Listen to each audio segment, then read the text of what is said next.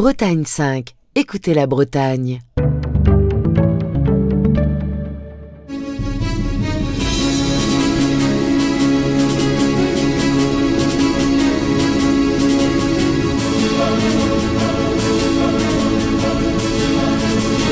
Page blanche, une émission proposée par Michel Philippot.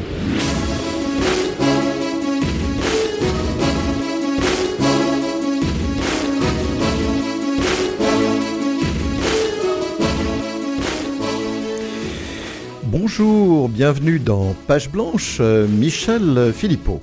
Eh bien, c'est une bien étrange situation aujourd'hui où je reçois au micro de Bretagne 5 deux invités en quelque sorte. L'un est né en 1874, vous avez bien entendu, ça n'est pas une erreur.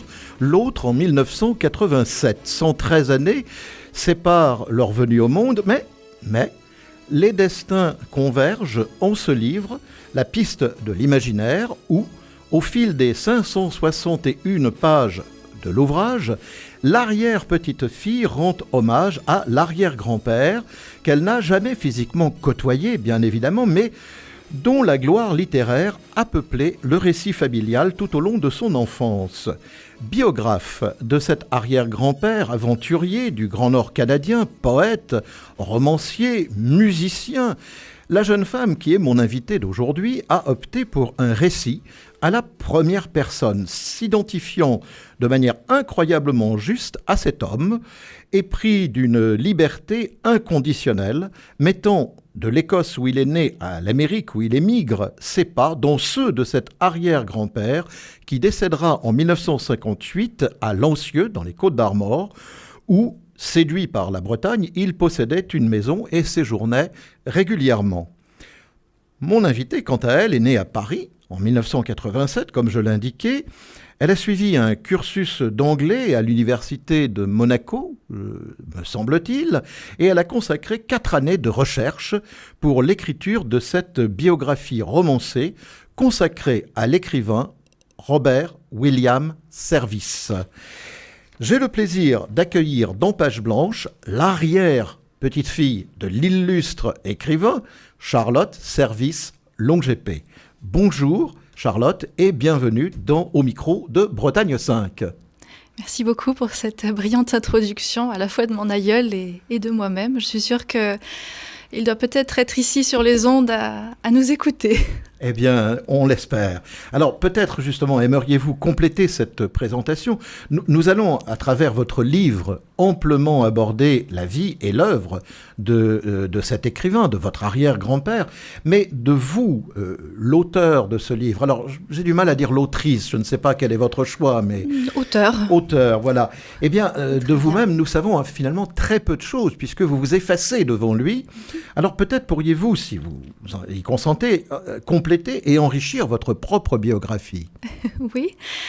Bien, ma biographie est quand même bien plus courte que celle de mon arrière-grand-père. Vous êtes aussi bien plus jeune. Son destin d'aventurier, oui, mais au même âge, il en avait déjà parcouru bien plus de continents et de routes que moi-même.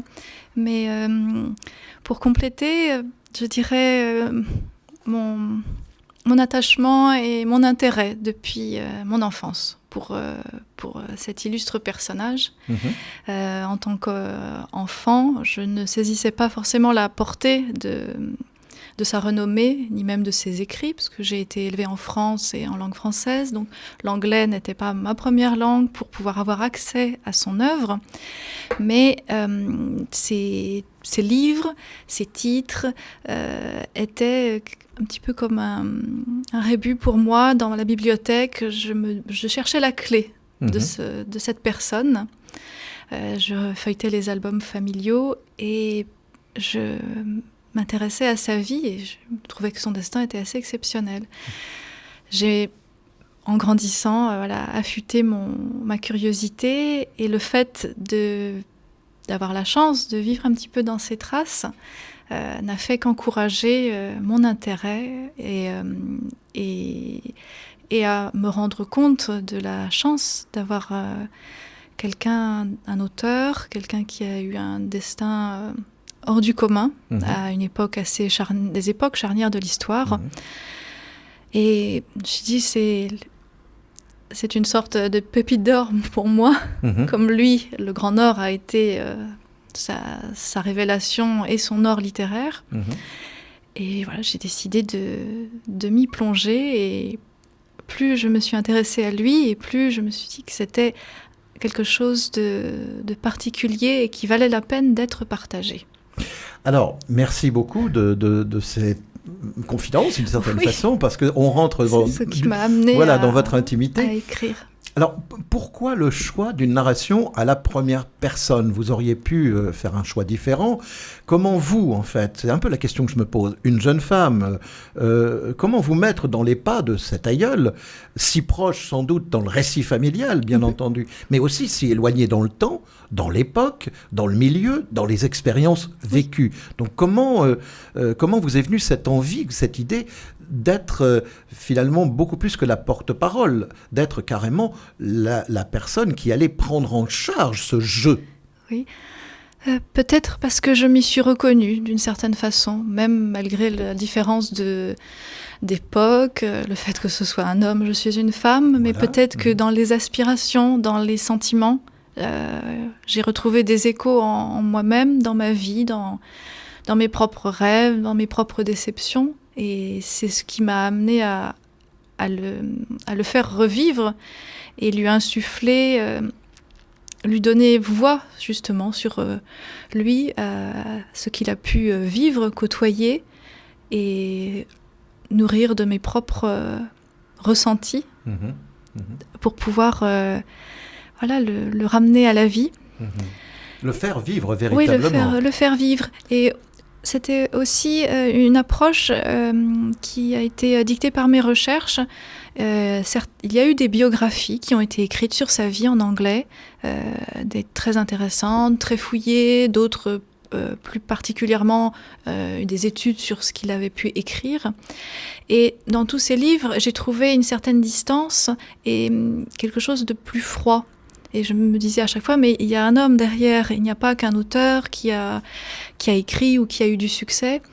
Et je me disais, c'est dommage parce que certes, son œuvre est immense et d'un très grand intérêt et riche et une source d'inspiration pour les lecteurs, mais il y a un homme derrière qui a créé tout cela et qui a eu une expérience de vie assez riche, elle aussi, pour pouvoir écrire. Et donc, je me disais, le personnage est peut-être dans le fond aussi important que l'œuvre. Il a quelque chose à nous apprendre. Si moi, il m'a touchée et je me suis reconnue dans lui, et peut-être que d'autres personnes, elles aussi, vont s'y reconnaître, malgré les différences d'époque, les années qui nous séparent, la civilisation qui a changé, le mode moderne. Voilà. Mais il y a cet élan cette capacité de rêve, d'optimisme, d'aller au bout d'une certaine quête personnelle, de devenir quelqu'un, de devenir ce que l'on souhaite ou de se laisser guider par la personne que l'on peut être. Et ce sont des belles valeurs, je trouve, de nos jours, des valeurs de courage, d'aller au bout des choses, de ne pas se laisser déstabiliser par les échecs et de continuer sa route jusqu'à trouver sa voie, trouver sa place dans la société et dans la vie. C'est ce qui va d'ailleurs jalonner la totalité de son parcours. Oui. Alors, on va faire un tout petit flashback, si vous voulez, pour revenir sur le début de cette existence de Robert Williams Service. Il est l'aîné de 10 enfants, parce que tous nos auditeurs connaissent peut-être le nom, mais n'ont pas le détail de cette vie, et c'est important qu'ils puissent suivre les choses. Donc, il a vu le jour à Preston, en Angleterre, le 16 janvier 1874. Quelle a été son enfance ? Elle a été double. Il y a eu 2 époques importantes dans son enfance. Oui, il y a une césure dans son enfance. Il y a la période d'insouciance, la période très heureuse où il est envoyé à 3 ans chez ses grands-parents paternels en Écosse. Et là, c'est une sorte d'âge d'or pour lui. Il a la liberté, il vit à la campagne, il est choyé par son grand-père et par ses tantes. 4 tantes. Oui. 4 tantes célibataires et qui vont l'entourer d'amour, on s'en doute bien, et qui vont éveiller en fait, l'éveiller à la littérature, à la poésie et l'encourager. Elles vont certainement ressentir qu'il a un talent précoce pour l'écriture, pour jouer avec les mots, une sensibilité différente des autres enfants, et elles vont l'aiguillonner. C'est grâce à elle qu'il va certainement, après ça, pouvoir poursuivre sa route d'auteur. Il en oublie même, à un moment donné, qu'il a une fratrie, qu'il a un papa, une maman, parce qu'il y aura un choc au retour. Et oui, c'est ça. C'est là, quelque chose peut-être un petit peu se brise pour lui. Il retourne chez ses parents à Glasgow, donc la grande ville. Pour une histoire de kilt. Et oui, une histoire tout à fait écossaise. Tout à fait écossaise. Avec beaucoup d'humour. Oui, c'est écrit avec beaucoup d'humour. Vous pouvez nous en dire plus ou vous ne voulez pas le divulguer maintenant ? Non, on peut parler de cette affaire du kilt. Parce qu'elle est drôle en plus. Et oui, beaucoup moins drôle pour lui. Oui. Mais, ses parents avaient l'habitude quand même de venir le voir régulièrement à Kilwinning. Et lors des visites, ses tantes lui faisaient l'habillaient donc du kilt traditionnel écossais.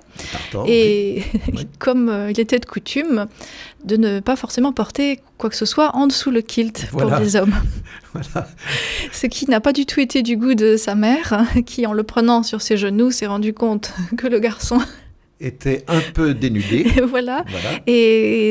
Et là, elle souhaite qu'il regagne le giron familial et qu'elle reprenne en main son éducation. Voilà. Il a une dizaine d'années, mais pour lui, c'est la fin de... C'est la fin d'un âge d'or, oui. Alors, on va aussi peut-être donner quelques éléments pour ceux qui découvriraient Robert Williams Service. Il serait bon peut-être de présenter très rapidement sa bibliographie, mais très très très résumée, et ses œuvres emblématiques, celles qui ont marqué l'époque et qui ont fait de lui ce qu'il est devenu. Eh bien, en fait, c'est un auteur qui est connu pour ses écrits dépeignant le Grand Nord canadien, quelques années après la ruée vers l'or. Il a écrit sur les pionniers et sur ces hommes qui sont allés à l'aventure dans le Grand Nord, dans une région qui s'appelle le territoire du Yukon, qui est juste à côté de l'Alaska aux États-Unis, le Yukon au Canada. Et il a écrit des poèmes qui sont en fait des longues ballades qui sont très originales, qui ont beaucoup d'humour. Et ce sont des poèmes qui ont eu un succès retentissant et qui, dans le Grand Nord, ce sont leurs écrits emblématiques. Et il est connu là-bas à l'égal de Jack London. Jack London, on le connaît très bien en France parce que toute son œuvre a été traduite et il a écrit principalement des romans, tandis que Robert Williams Service a écrit de la poésie.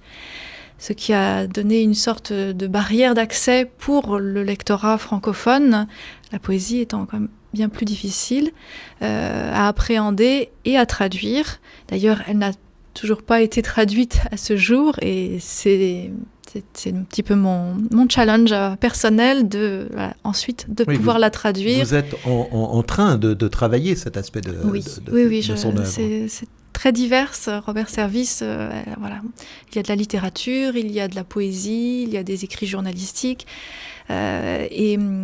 Je pense que j'en ai certainement pour une bonne partie de ma vie à me plonger dedans et à continuer à extraire de nouvelles petites pépites et à les faire partager. Donc la traduction de la poésie, ça sera peut-être pour l'année prochaine. Et donc c'est un auteur qui a été connu pour ses poèmes donc, sur le Grand Nord canadien, dont un livre qui s'appelle Songs of a Sourdough et qui contient notamment 3 poèmes, des ballades, The Cremation of Sam Magee et The Shooting of Dan McGrew, qui sont ses écrits les plus connus, qui sont ancrés dans la culture populaire au Canada, aux États-Unis, même dans le monde anglo-saxon, et des poèmes qui sont étudiés à l'université, à l'école. Ça fait partie du cursus classique, comme nos auteurs français que nous étudions nous-mêmes. Alors, puisque vous en parlez, vous me déroulez le tapis, vous aviez demandé à ce qu'effectivement on puisse entendre The Cremation of Sam McGee. Oui. Voilà. Alors, on va tout de suite l'écouter et on en reparle juste après. Alors, on l'écoutera peut-être pas en entier, Non, parce que c'est très long. Oui.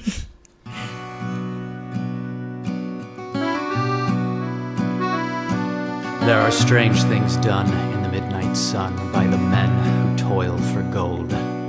The Arctic trails have their secret tales that would make your blood run cold. The Northern Lights have seen queer sights, but the queerest they ever did see was that night near the marge of Lake Labarge. I cremated Sam McGee. Now Sam McGee was from Tennessee, where the cotton blooms and blows. Why he left his home in the south to roam, the devil only knows. He was always cold, but the land of gold seemed to hold him like a spell. He often said in his homely way he'd sooner live in hell. Sam turned to me, "Cap," says he, "I'll freeze on this trip, I guess. And if I do, I'm asking you, don't refuse my last request. Yet ain't being dead, it's my awful dread of an icy grave that fades. I implore you, sir, swear foul or fair, you'll cremate my last remains." He crouched on the sleigh and he raved all day of his home in Tennessee. And before nightfall, a cold corpse was all that was left of Sam McGee. Now a promise made is a debt unpaid, and the trail has its own stern code. In the days that come, though my lips were numb, in my heart how I cursed that load. Then we came to the marge of Lake Labarge, and a derelict there did lay. It was jammed in the ice, but I saw in a trace it was called the Alice May. And I looked at it, and I thought a bit. I looked at my frozen chum. "Here," I said, with a sudden cry, "lies your crematorium."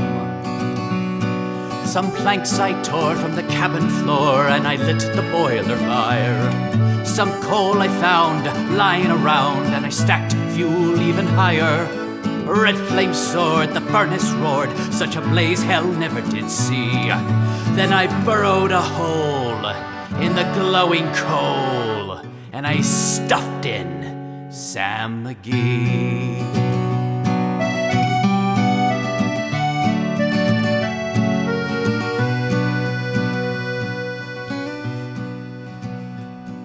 Then I made a hike. The Cremation of Sam McGee. Alors donc ce texte emblématique, très connu, qu'est-ce qu'il raconte ce texte ?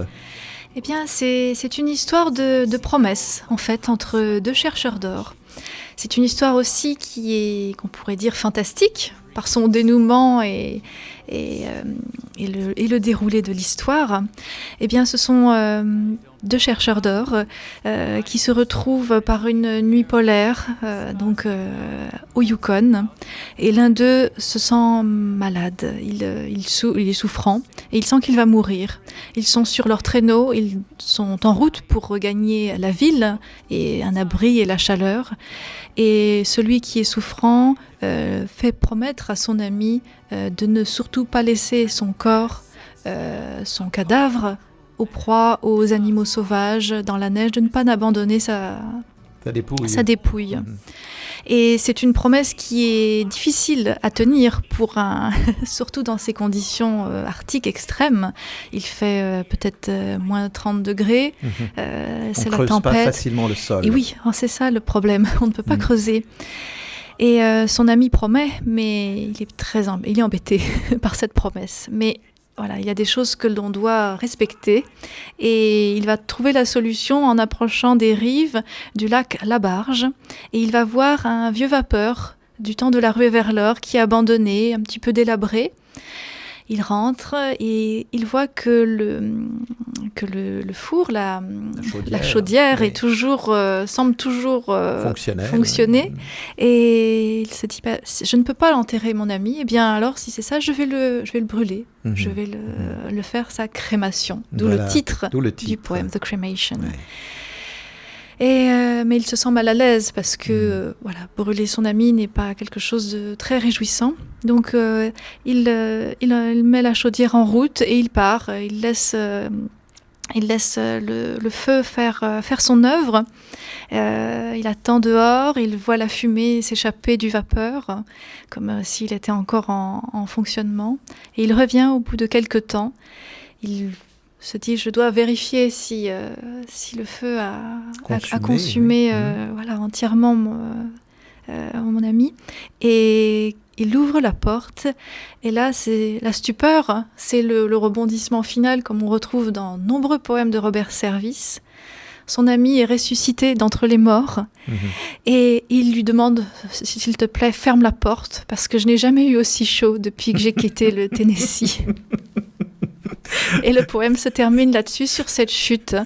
Et c'est là où on voit vraiment tout le talent de poète de Robert Service et quelque chose de très novateur pour l'époque.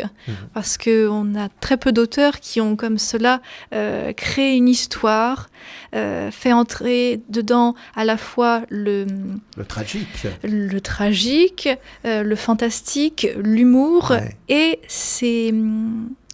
la vie de ces pionniers, de ces chercheurs d'or, de ces personnes qui ont une vie rude, difficile, et qui jusque-là n'ont pas été mis à l'honneur vraiment dans l'écriture, dans la littérature.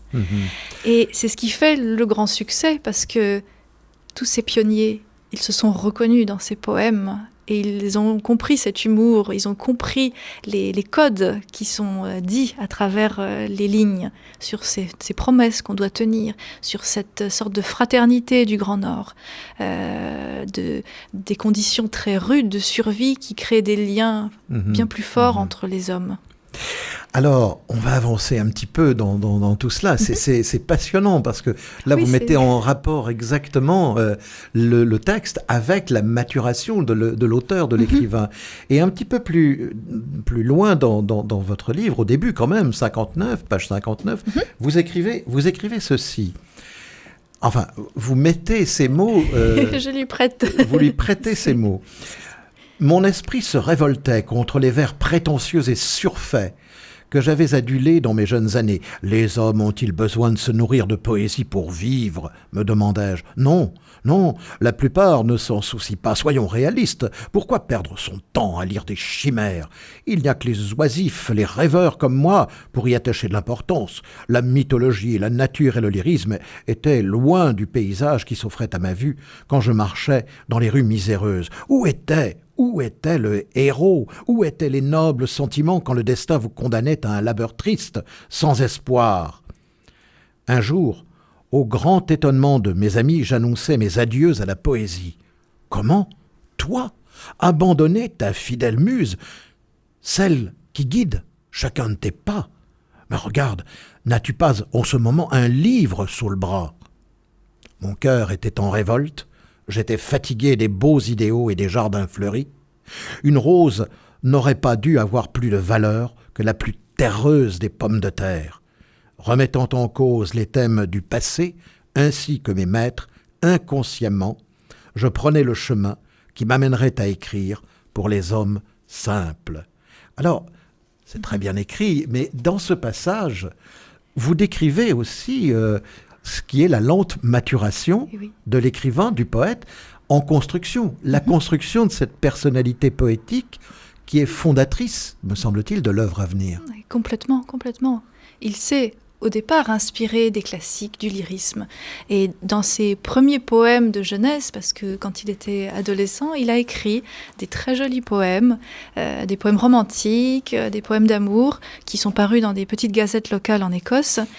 Mais on sent qu'il veut aller plus loin, qu'il y a ce rejet justement du classicisme, de ce qu'on a pu lui inculquer, des des maîtres qu'il a pu lire, parce que c'est aussi un auteur qui s'est forgé par ses lectures. C'est un autodidacte. Il a été renvoyé de son école à 14 ans pour un mauvais tour. C'est un rebelle, rebelle. Oui, et, un révolté. Et on le voit, et c'est aussi ce qui l'a amené après ça à écrire ces poèmes si forts, si empreints de réalisme et qui ont des mots rudes. Il ne parle pas des roses, il parle de la mort, il parle de la vie rude, il parle des saloons, il parle des hommes désespérés, de ceux qui ont souffert, qui ont trimé, qui ont eu des malheurs.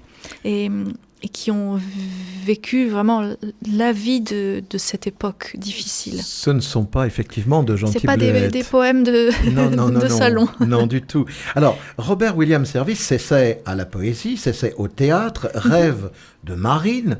Alors, on est dans la première partie de sa vie, s'enthousiasme un temps pour différents sports, et puis, finalement, à ce point-là de ma lecture de votre livre, je me dis, mais ce gars-là, il se fixe sur rien, finalement.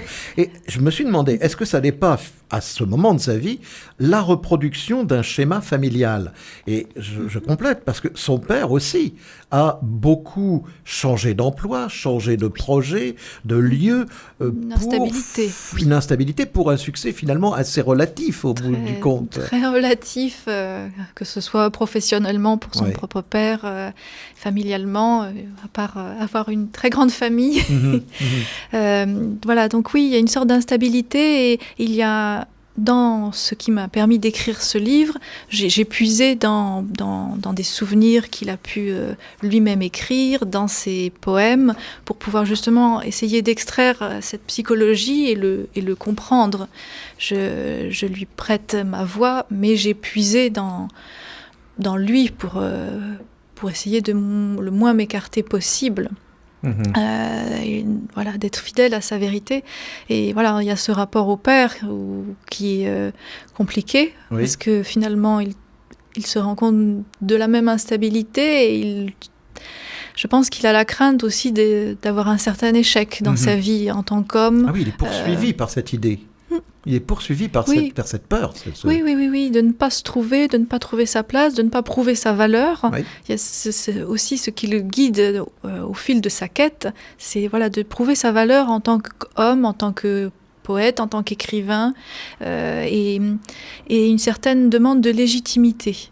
Malgré son succès, il a pu vivre de sa plume, c'était un auteur reconnu, mais même après tout cela, il souffre d'un manque de légitimité. Et il a écrit un roman là-dessus, justement, sur un auteur torturé, un auteur à succès, mais à succès populaire, qui est rejeté par la critique littéraire. Et il parle de justement Il se pose beaucoup de questions d'ailleurs sur la manière de publier ses livres, un compte d'auteur, un compte d'éditeur, et le compte d'auteur ne lui convient pas du tout parce qu'il n'y a pas cette reconnaissance justement. Non, mais il y a aussi la peur de la confrontation à ses lecteurs. Absolument. Il ne faut pas oublier que donc, son livre qui a eu un succès retentissant, il l'a justement publié à compte d'auteur pour l'offrir à ses amis. Donc il ne souhaitait pas vraiment se confronter au public. C'était pour un petit cercle restreint. Pas au départ, quoi. Voilà. Pas au départ. C'est son éditeur qui en a décidé autrement,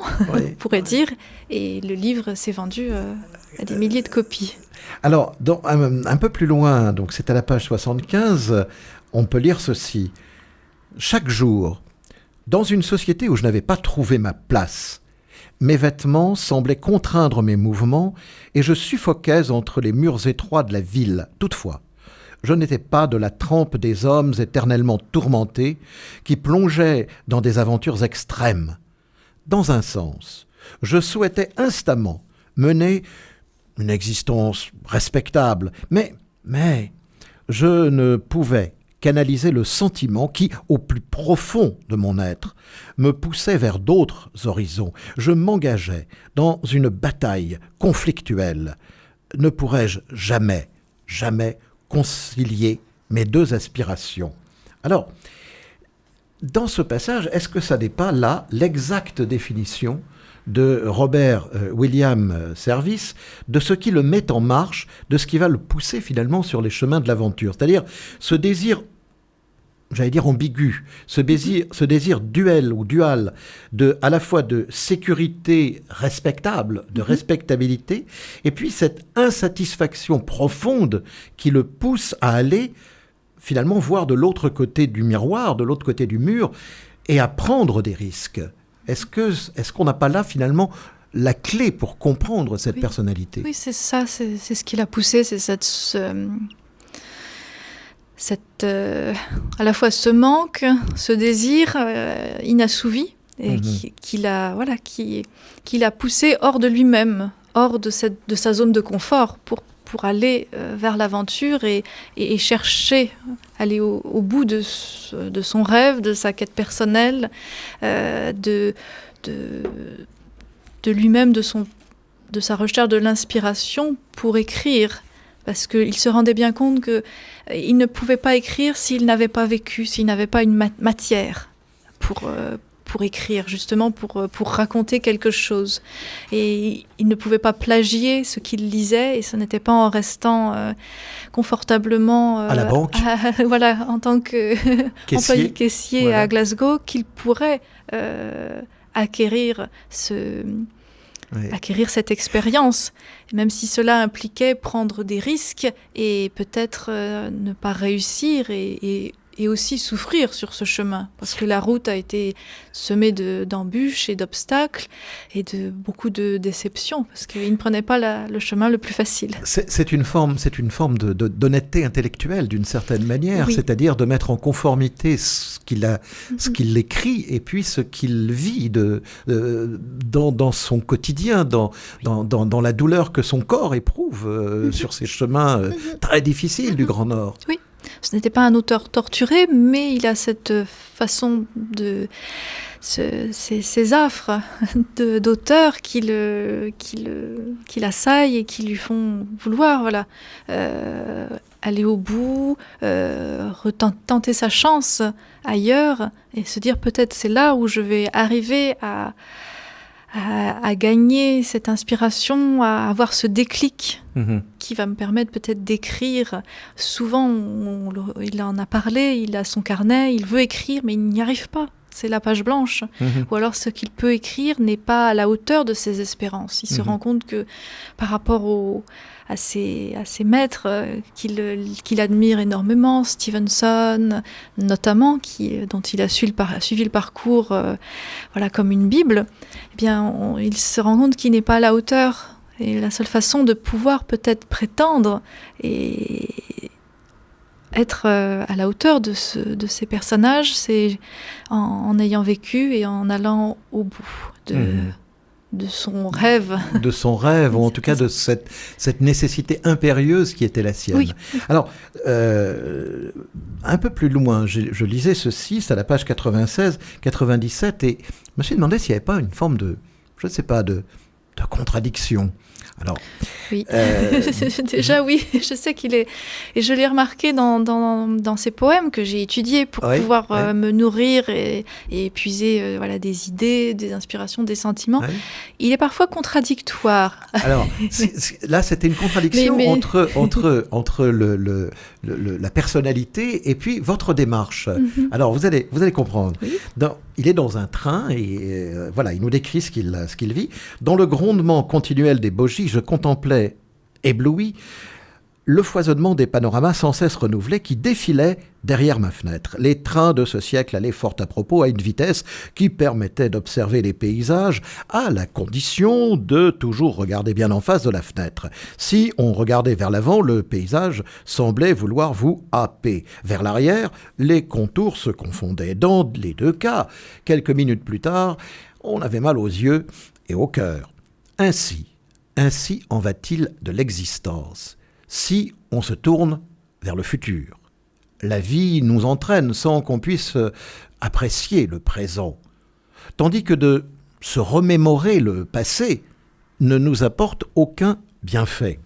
Alors, n'y a-t-il pas, ici peut-être, Charlotte Servisse-Longépé, une forme d'opposition, alors pas de contradiction, mais d'opposition entre votre démarche mémorielle dans ce livre et cette philosophie du présent qu'affirme ici Robert Williams Service.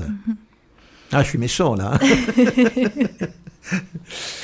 C'est peut-être parce que moi, je me suis plongée beaucoup dans le passé. Voilà, c'est ça. C'est l'auteur qui parle peut-être plus que mon personnage.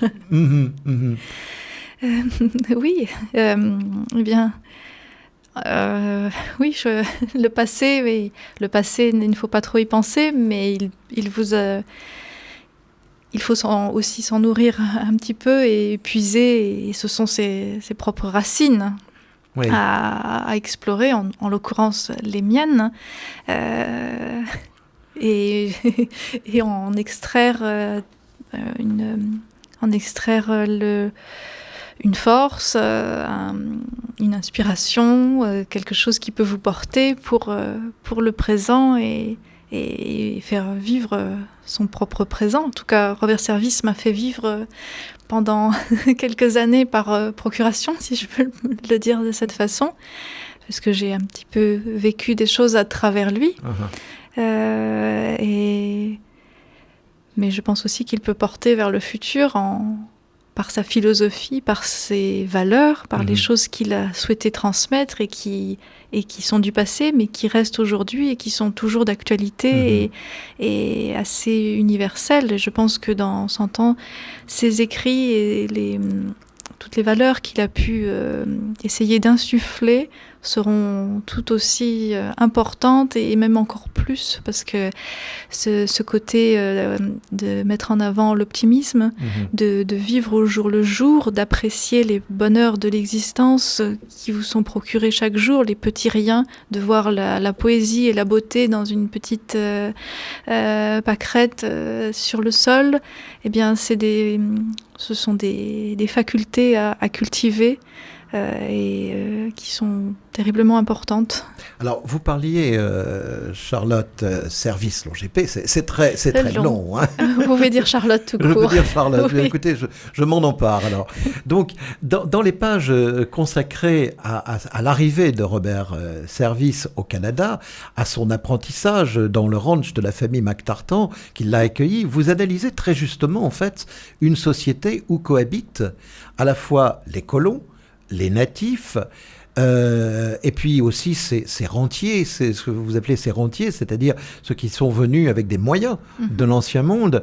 Alors, ça n'est pas une société très égalitaire, ni très conforme à ses rêves qu'il découvre finalement en arrivant. Pas du tout. Il retrouve une sorte de réplique de l'Écosse et de la vie et de la condition sociale qu'il a pu connaître par le passé.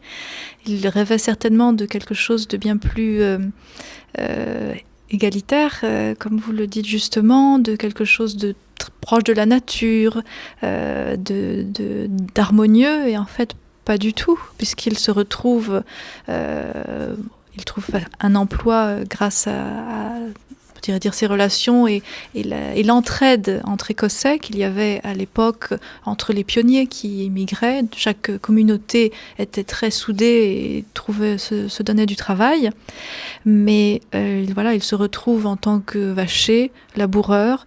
Il dort dans un hangar avec d'autres travailleurs, couverts de boue, dans des conditions très précaires, très dures.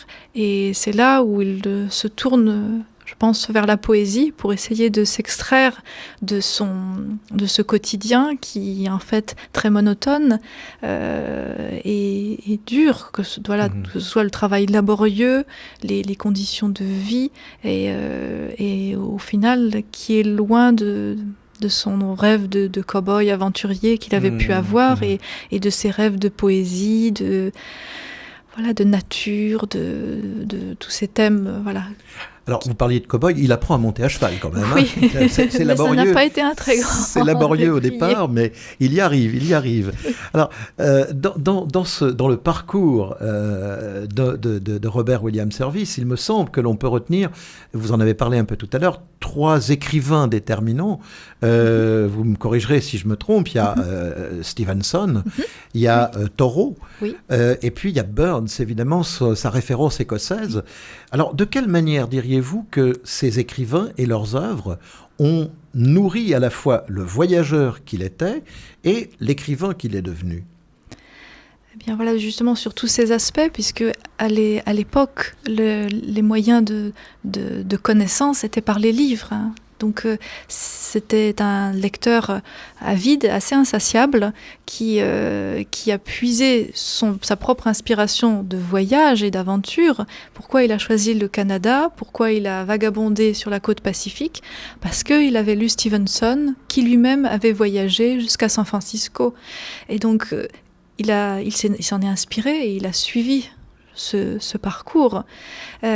Et c'est quelque chose qui l'a marqué énormément. Voilà, il ne voyageait jamais sans livre. C'était quelque chose de très précieux pour lui. C'était à la fois des guides et aussi des échappatoires au quotidien, peut-être à certaines grandes solitudes de son parcours, de la rudesse de ce qu'il vivait. C'est-à-dire qu'il est seul, il est vraiment parti vagabonder avec son baluchon. Voilà, et c'est un homme qui est seul une très grande partie de sa vie jusqu'à ce qu'il découvre le Grand Nord canadien et qu'il retrouve une sorte de vie sociale, des amis, des connaissances. Mais sinon, c'était quelqu'un très instable qui ne restait jamais plus d'un mois dans la même ville, qui a enchaîné les petits boulots pour pouvoir survivre, qui dormait à l'Armée du Salut, qui parfois a fait les poubelles pour manger, tellement la faim le torturait. Donc c'est quelque chose de très marquant. De bananes, vous écrivez sur les marchés. Sur les marchés. Oui. Alors, c'est véridique, il l'a vraiment... C'est quelque chose que vous avez retrouvé dans ses écrits. Oui, il l'a raconté, donc, mais c'est très fort, Et on comprend son œuvre et on comprend cet attachement. Je reprends sur ces grands auteurs et qui lui ont aussi insufflé des valeurs et qui ont nourri sa quête personnelle. Et du désir. Oui, tout à fait. Alors je vous propose de souffler, de faire une petite pause musicale avec un second titre que vous avez choisi. On le lance et on en reparle juste après.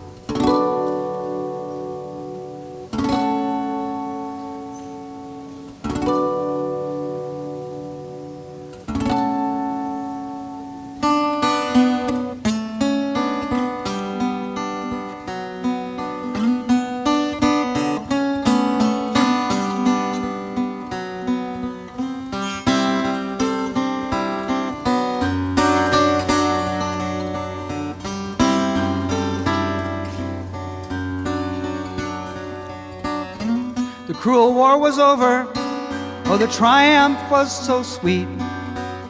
We watched the troops returning through our tears. There was triumph, triumph, triumph down the scarlet glittering street.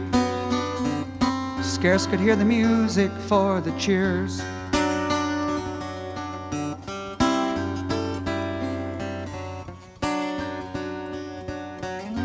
You scarce could see the housetops for the flags that flew between. The bells were pealing madly to the sky, and everyone was shouting for the soldiers of the Queen. And the glory of an age was passing by.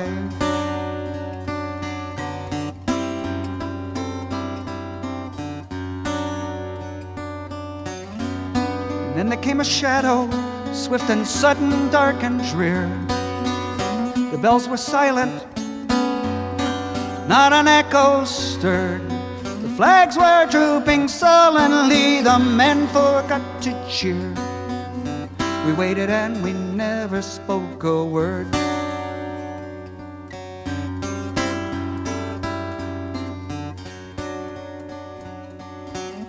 The sky grew darker, darker, till from out the gloomy rack there came a voice that checked the heart with dread. Tear down your bunting now and hang up sable black. They're coming, it's the army of the dead. They're coming, it's the army of the dead.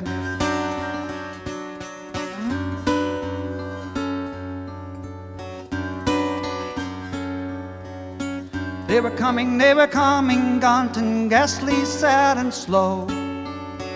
They were coming, all the crimson wrecks of pride. with faces seared and cheeks red smeared and haunting eyes of woe, clotted holes the khaki couldn't hide.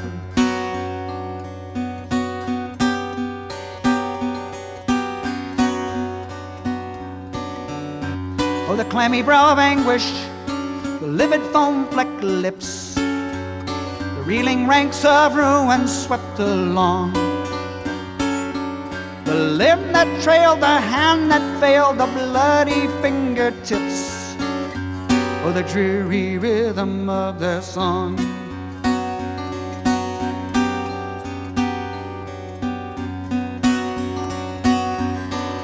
They left us on the veldt side, but we felt we couldn't stop on this our England's crowning festal day.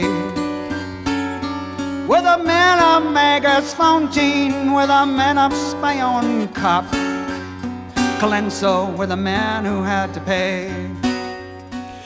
War, war, war, les poèmes de guerre, The March of the Dead. Voilà, un autre poème mis en musique également, il y en a un certain nombre. Est-ce qu'il était musicien aussi? Alors, les musiques ne sont pas de lui. Non, les musiques ne sont pas de lui, mais il a écrit plusieurs poèmes qu'il a lui-même mis en musique, des poèmes assez variés, comme à son accoutumée, et dont il faisait l'accompagnement piano et guitare. Et pareil, un musicien autodidacte, il s'est formé au gré de ses expériences, de ses rencontres. Il a appris le piano enfant, le banjo, l'accordéon. Et c'était, je pense, un grand plaisir pour lui de chanter, de pouvoir... puis c'est aussi dans la culture de ces pionniers, de cette époque où on chantait beaucoup, on se réunissait. Et encore, c'est un exemple frappant qui montre comment ces poèmes sont écrits avec une telle musicalité que l'adaptation a été très facile pour les musiciens, et de nombreux musiciens ont mis en musique, l'ont chanté, sont appropriés et ont voulu s'inspirer et retransmettre ces vers et ces rimes qui sont très forts en musicalité, dans la rythmique, dans le choix des vers, et aussi à l'intérieur de chaque composition. Il y a des mots, des sonorités qui reviennent, et ce qui fait la particularité de Robert Williams Service, et aussi pourquoi c'est un auteur assez incontournable et qui a marqué son époque. Alors, Charlotte, puisque vous m'y avez autorisé, avec plaisir. Dans cette biographie romancée, quelle a été, j'ai envie de vous demander, la part d'imaginaire que vous avez dû apporter? Alors, vous nous avez expliqué que il y avait des souvenirs, il y avait le récit familial et la transmission, que vous aviez travaillé sur également des documents, que vous avez dépouillé un certain nombre d'éléments. Mais est-ce qu'il restait des zones d'ombre, j'ai envie de vous demander, des terrains incognita, où la romancière que vous êtes, en l'occurrence, a dû imaginer, a dû recréer, a dû réinventer ce qui manquait pour faire le lien entre tout ça. Bien sa pensée intime, ses propres désirs, ses propres rêves, même s'il les a exprimés de façon détournée dans des anecdotes, dans des lettres. J'ai dû le faire parler et lui redonner une sensibilité. Il y a aussi tout le terrain sentimental où ça a été quelque chose où il n'a absolument pas écrit dessus et où j'ai dû recréer. Il a une histoire d'amour malheureuse sur l'île de Vancouver. J'ai retrouvé des lettres. Leur correspondance épistolière. Je n'ai retrouvé qu'une partie, les lettres que lui-même a écrites. Et donc j'ai dû recréer toute la romance, tout ce qui avait pu être entre les lignes, entre les personnages, et lui donner souffle, lui donner voix. Il a écrit sur ses souvenirs, sur ce qu'il avait pu voir, côtoyer, mais c'était avec assez ça manquait ça a souvent beaucoup manqué de détails. Il était très pudique, en fait. Oui, par son éducation victorienne. Oui, c'est ça, il s'est penché pas. C'était un homme sensible, je pense, énormément, qui peut-être écrivait pour extérioriser ses émotions et lui-même ses pensées. Mais avec cette distance que permet effectivement... justement de se cacher derrière, le poème. Le poème, Ouais. le personnage que l'on peut décrire. Et donc, oui, il a fallu essayer de le refaire reparler et de lui redonner tout ce contenu, toute cette essence qui le faisait être un homme, un humain, un humain comme les autres, qui a été malheureux, qui a eu des joies, qui a surmonté ses propres limitations, qui peut-être ses propres peurs au fond de lui. Alors, et j'ai aussi nourri mon récit par des recherches historiques, c'est pour redonner du contexte, contextualiser toute cette époque, ce qu'il a pu voir, ce qu'il a pu vivre, et voilà, et donner du sens à la fois historiquement sa vie et ensuite ses écrits. Ancrer cela dans la réalité historique, oui. Effectivement. Alors, on arrive très très bientôt à la fin de l'émission, vous n'allez pas me croire. Je voudrais citer encore un petit passage. Les pins et les chênes régnaient dans les hauteurs du canyon, mais près de la rivière fleurissait un tout autre paysage qui me saluait avec une profusion de feuillage. Quand je traversais le gué, l'eau fraîche mouilla mes pieds nus, mais elle ne refroidit pas mes idées.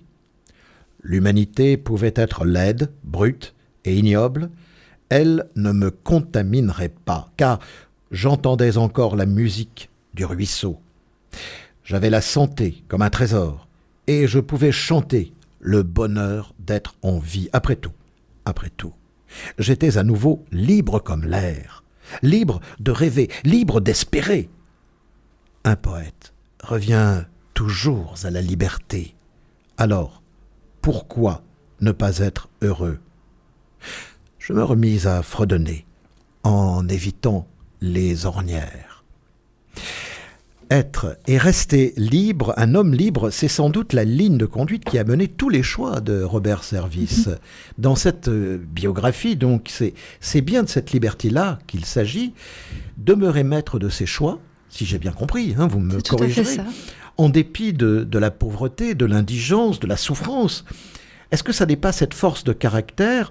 Est-ce que cette force de caractère, veux-je dire, n'a pas sa source dans cette capacité d'émerveillement de ce lien, dans ce lien privilégié avec la nature, et peut-être aussi dans la foi en son propre destin ? Oui, même s'il a, je pense, souvent dû douter, il avait cette foi, cette conviction, cet optimisme, cette joie vitale qui le faisait vivre et qui lui redonnait espoir chaque matin. Et cette faculté d'écoute de la nature, de son environnement qui lui redonnait cette foi. Je pense aussi énormément à la nature qui l'a insufflé de continuer, qui lui a redonné du courage. C'est quelque chose, oui, je pense qui a été très important pour lui, et sa faculté de pouvoir justement l'observer et de la saisir, de la comprendre, de l'aimer, cette nature, puisque il a été seul en quête pendant de longues années, et en fait le seul tête-à-tête qu'il avait, c'était avec son environnement, c'était avec animaux, avec les animaux, les astres, le soleil, la lune, et ce sont des choses dans lesquelles il a puisé certainement cette force, et dont après ça il a retranscrit cet amour dans une grande partie de son œuvre, la liberté, la nature, la soif de voyage, d'aller au bout. Et c'est tout à fait ce que vous avez extrait très pertinemment du livre. C'est gentil.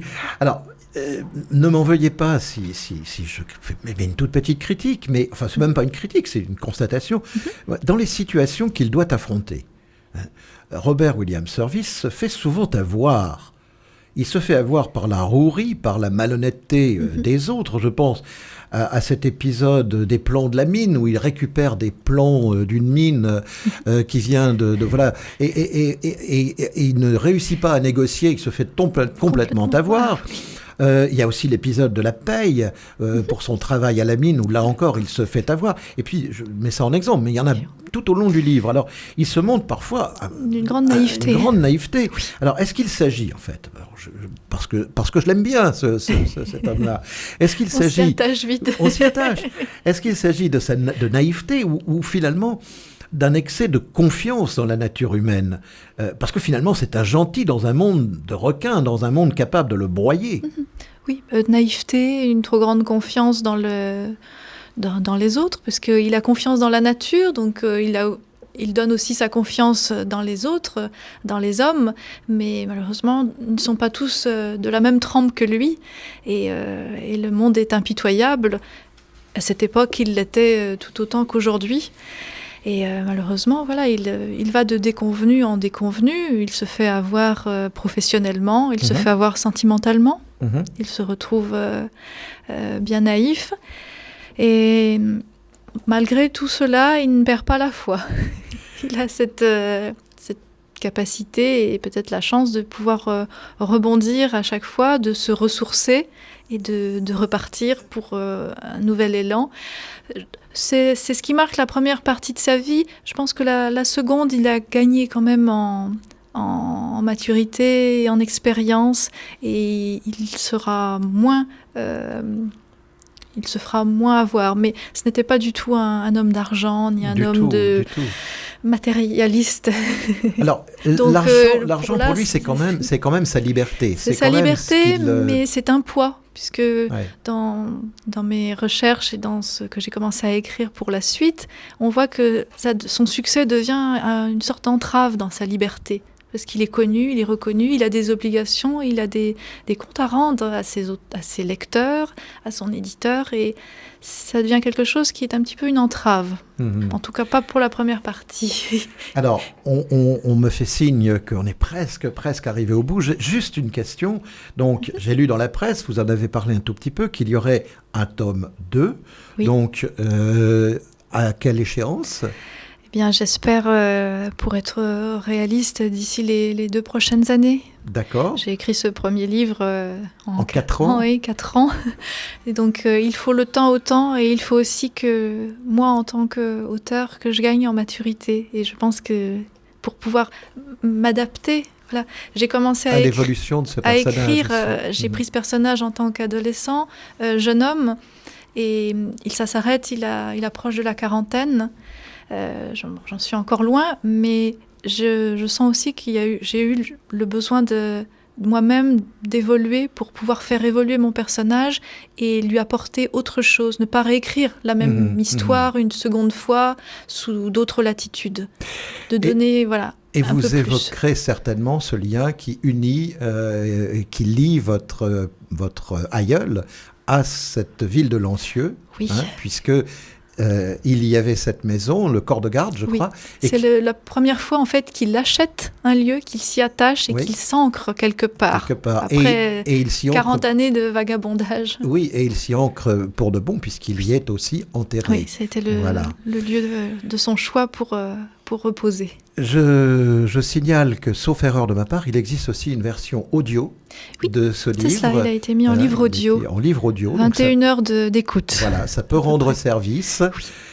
Nous arrivons au terme de cette émission, Charlotte. Merci beaucoup à vous. Merci. Merci, un grand merci à vous et à vos auditeurs. Et j'espère qu'ils auront peut-être l'intérêt de se pencher sur ce personnage assez atypique et qui peut passionner, je pense. Il est passionnant. Merci également à l'ami Frédéric Guyon qui a réalisé cette émission avec le brio qu'on lui connaît. Page Blanche, c'est terminé pour aujourd'hui. Je vous donne rendez-vous pour une prochaine rencontre autour de la littérature dans Page Blanche. Passez une excellente quinzaine et d'ici là, portez-vous bien.